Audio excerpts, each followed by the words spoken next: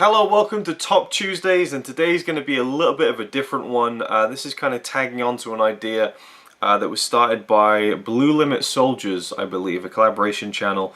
And I saw a great video by CM42TV, who's probably a guy I've followed longer than anyone else in the YouTube community at this point, going way back to 2011. And he did this great video where he talked about the top 10 films he was thankful for. And that was kind of based off of the idea that was set forth by the Blue Limit Soldiers, I believe. And I just thought it was a great video. He talked about his personal experiences with these 10 films that he picked, and it was a bit of a different kind of list as well. And I just thought it was really cool and a great idea. And so I wanted to kind of follow on from that and kind of do my own version. So this isn't my top 10 favorite films. This isn't the top 10 best films I've ever seen. These are 10 films that mean something to me, and I'll go into why. And this is more of a kind of stories kind of video more than a reviewing films or talking about why the films are good in the first place. So number 10, Back to the Future. It's one of the best films ever made, in my opinion. It's in my top 5 of all time, and on any given day in my top 3. I love this film. I think everyone loves this film, and if they don't, then there's probably something wrong with them. But it's an incredible film, but it has so much baggage for me personally. It's a film that I really bonded with one of my best friends over, Denzel. We both love the film so much, the series, the trilogy, and so you know, that whenever I watch the film, I think of him in a way, and how much we quote the film and talk about it and joke about it and all that kind of stuff. And how I would do when I used to wrestle, I used to do a move called 1.21 gigawatts.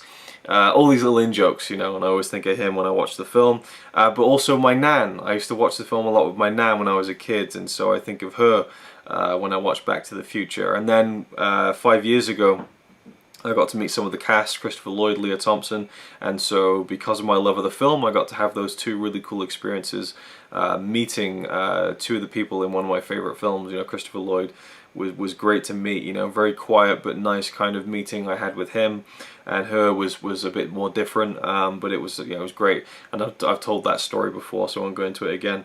And so yeah, that's number 10 for me. Number 9, Eternal Sunshine of the Spotless Mind. When I first saw this film, I was leaving high school. Literally, I went to the cinema in my school uniform. It was our final day. We'd written all on each other's shirts and things like that, and you know, I probably had about 3 or 4 people sign my shirt, whereas most people had, you know, 20, 30, 40 people signed it. So, you know, it was one of those kind of bittersweet things where you kind of realize how much of an impact you had on the rest of your class and your year in school when only a few people signed your shirt. But we went off, a group of us, into town. We watched this new film called Eternal Sunshine of the Spotless Mind. And I felt like when I got home from that film, I felt like that I had gone through a breakup with Kate Winslet, and it took me a couple of weeks to get over it. Like, there was something about this film that really impacted me, and the more that I watch it, the more that I think it is just an absolute masterpiece. It's genius, it's brilliant, and it's a film that just really stuck with me. It was one of the first films that just really hit me like a gut punch, and you know, and that's kind of the kind of experiences that I love to have with films, is when they really dig under your skin. And at 16, I guess that was a film that was really perfect for me at that time.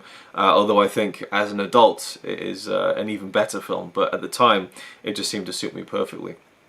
Number 8, Sherlock Jr, 1924, I believe, a Buster Keaton film. I'm a huge Buster Keaton fan. It's not my favourite Buster Keaton film. I don't think it's his best film, but it's the first Buster Keaton film I saw, and more importantly, it's the first feature-length silent film that I saw. I've since seen, in the past 2.5 years, I've seen probably over 100 silent films. Sherlock Jr was the first feature-length silent film, and it kind of blew open the doors for me, and just really kind of made me realize how much entertainment and enjoyment I could get out of something that didn't have dialogue, you know, audible dialogue, and it just kind of really, well, again, I think that Metropolis actually was the first full feature-length silent film that I saw, so I take that back. But I still thought once I'd seen Metropolis that was kind of a one-off, like a, you know, yeah, you know, that's a great film, but the rest of the silent film history is probably going to be a little bit tough to kind of enjoy. But Sherlock Jr. was like, wow, okay. And I think I said before, Metropolis is the film that kind of opened the door to silent films for me, and I just kind of stood there, and Sherlock Jr. just shoved me right through that door, you know, and really, and it's one of the biggest passions of my life now, and I'm such a huge fan of that era now, and I've just fallen in love with the 20s and silent film in general, so there we go, there's that. Number 7, Limelight, 1952, I believe, Charlie Chaplin film. Now, when people think about Charlie Chaplin, they think about The Kid, they think about the Gold Rush, they think about the scene with him dancing with the breadsticks, they think about the tramp, you know, swinging the cane and the hat and the little penguin walk, and they think about films like Modern Times and City Lights, The Great Dictator, that momentous speech he gives at the end of that film. No one ever really talks about Limelight, and so I didn't really approach it with you know, that much kind of anticipation. And it floored me. It absolutely floored me, and I think that film changed. It was a life-changing movie. It was a movie where, when it was done, I just thought that is one of the best films I've ever seen. That to me is what I want to do. I want to tell stories like that, in that way, that will impact other people the way I've just been impacted by that. It was just, it's an incredible film, and I highly recommend any of you check it out. I think it's Chaplin's finest work by far. You know, I honestly, I just think that it's an incredible film. And there's a lot of noise going on. If you can hear that, it sounds like the landlords are trying to screw through the wall as I speak. Maybe they're annoyed by my movie talking, I don't know. Number 6, Seven Samurai. This is a life-changing movie. I wrote a whole blog post called Life-Changing Movie, Seven Samurai, and talked all about how this film changed my life. It absolutely did. Because when I watched Seven Samurai, I'd seen some foreign films before, but after it, my eyes were open to films that weren't in the English language, and I tracked down more Akira Kurosawa films. I tracked down more films from different countries, from France, Italy, Germany, and beyond now, you know, watching all sorts of films from Iran and Turkey, things like that. And Seven Samurai really did, again, kick down that door for me of watching foreign films. And also, it kind of, I used, well, I didn't use, but Seven Samurai was a gateway for me to find channels like Robbie Webster and Ryan Chataway, who I both consider two of my best friends, and I've now flown over to America and visited them, and I kind of discovered their channels through videos like their Seven Samurai ones, things like that. So again, I think about those two guys when I think about Seven Samurai, and so that has a strong link to it for me, so I'm thankful for that, but also just how the film, and I think that Seven Samurai is the greatest film ever made, I really do. It's just phenomenal, amazing film, but I just, yeah, it really was the catalyst for me branching out and watching films that weren't just, you know, American or British. Number 5, The Force Awakens. This film I'm thankful for because it gave me a feeling that I don't think I'll probably ever feel again, and I kind of like that and I kind of hate that, you know. I don't think I will ever feel the way I felt in December of 2015, sitting down in the cinema watching, you know, The Force Awakens Episode 7, you know, fly up on screen. The anticipation, the build-up, the excitement, a sequel to a film that I had fallen in love with 20 years earlier.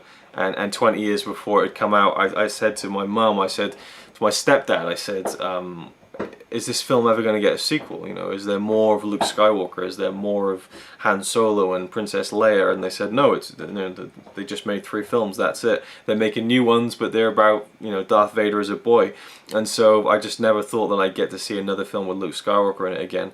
And The Force Awakens gave me that, but it also gave me this, this wonderful childlike glee and excitement sitting down in that cinema, and just the anticipation of a lifetime, and the hype and the build-up of a lifetime, and you know, it was incredible, and I'll never forget that experience, and that I'm thankful for. Again, movies that can give you experiences like that are special ones, regardless of how you feel about the female characters or the recycled plot points. Number 4, Porco Rosso, Hayao Miyazaki animated film. I've told the whole story about this again, so I don't want to go into it too much, but this is a film that I watched with my grandpa when I was a little kid, and I didn't even know what it was. I just had this vague memory of this ugly man, this ugly fat man flying a plane, and he swore in the film, and he said, "You bastard." And I kind of looked at my grandpa, and he looked at me, and he was like, "Oh, well, there we are then," you know, and we just carried on watching it. Never knew what it was. 20 years later, I decided I was going to review all of Michael Keaton's films, my favourite actor, and I found out that he had done an English dub for Disney in 2003 of this 1992 animated film called Porco Rosso. I thought, that's interesting. I'm going to have to watch that just to be a completist. And I read the synopsis, and it was like a flying, or a pig who flies a plane, and I thought, that sounds oddly familiar. I looked at the trailer and I thought, holy fucking shit, this is the film I saw when I was a kid with the swearing in it. And then I went down this whole kind of rabbit hole of that whole thing. And then I watched the film and just thought it was incredible, and fell in love with it, and it clued me up to the works of Hayao Miyazaki, to the Studio Ghibli films. And that has been a great joy in my life over the past 2 years, 3 years now, is slowly kind of discovering and watching all of these amazing, incredible animated films from Japan, from Studio Ghibli, and that is one of my big passions now as well, is just Studio Ghibli in general, and the works of Hayao Miyazaki, who's one of my favorite directors of all time. And Porco Rosso began that for me when I was a kid, but mainly when I was an adult and I came back to it. Number 3, Rocky, similarly linked to my grandpa, you know, who passed away 13 years ago now, Jesus. And whenever I watch the Rocky films, and this is kind of the Rocky series, I suppose, I think about my grandpa. He loved those films. I borrowed them off him a few times on his. He had the VHS copies, and you know, he didn't really physically resemble or even have a personality like Mickey in Rocky, but he always reminds me of my grandpa when I watch the films. And just know how much he loved them, and I watched them with him a few times, and they're great films. I think the original Rocky is amazing, and so I'm thankful that I have that link with him, with my grandpa, because you know, there's not much, you know, left. You know, when you lose someone like that in your life, and the years pass, and you know, decades pass, you begin to forget. You know, I have this small video of me on my 11th birthday. When he came to visit me, and with my nan, and just hearing him speak on that video just a few weeks ago, it just was just like, Jesus, that's what he sounded like. I'd completely forgotten. You start to lose these things from people that you love, who've been gone for so long, and so anything that kind of gives me that link to him in some way is something I'm thankful for. Number 2, The Burbs. Hilarious comedy from the 80s, starring Tom Hanks, Carrie Fisher, Bruce Dern, Corey Feldman. I love this film so much, and the key thing for this, for me, is my mum. She introduced me to this film when I was about 15, and she's like, "Oh, this is hilarious, you gotta watch this film." So I watched it, loved it, and you know, it's almost a yearly ritual now where me and my mum will watch The Burbs. It's our collective favourite film to watch together. We just laugh all the time whenever we watch it. All the you know, the lines that we love, we can quote the film, and so yeah, that's the thing that's definitely a strong link with my mother in that sense. And also, going along with that, I would put Aliens in there as well, because Aliens was the first film I ever saw when I was not even a year old.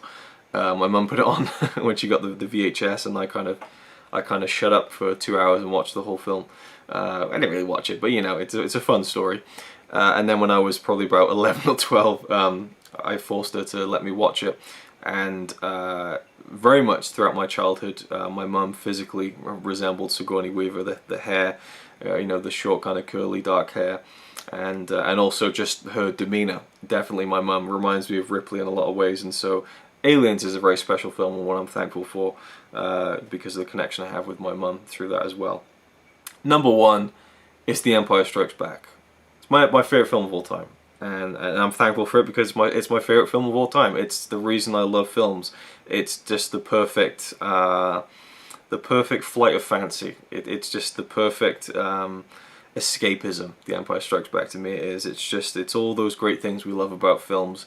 You know, a grand sense of scale. You know, mysticism. You know, wonder. action, romance, you know, comedy. It has a little bit of everything, and just it's just a timeless movie that, you know, almost anyone says this is their favorite Star Wars film, and I think a lot of people would say it's their favorite film in general too, and I'm certainly among that crowd, and so I could not pick my favorite film as the film I'm most thankful for, because it brings me the most joy every single time I watch it. It gets better. It really, really does. And like the speech Yoda gives to Luke, you know, it gets more powerful every time. It really is, and it's crazy how it works like that. You think I'd be sick of it by now, but I'm not. So there we go. I'm running out of time, so thank you for watching. Do a video response to this, by all means. Please do that if you feel inclined, and let me know your thoughts. If not, just comment down below movies that you're thankful for. I think it's a really cool idea. I enjoyed doing it. I hope you enjoyed watching it, and I'll see you in the next video. So you might say he's a really nice guy, really. But if fucking don't cut shit with me. He says he's really cool, but I think he's a tool.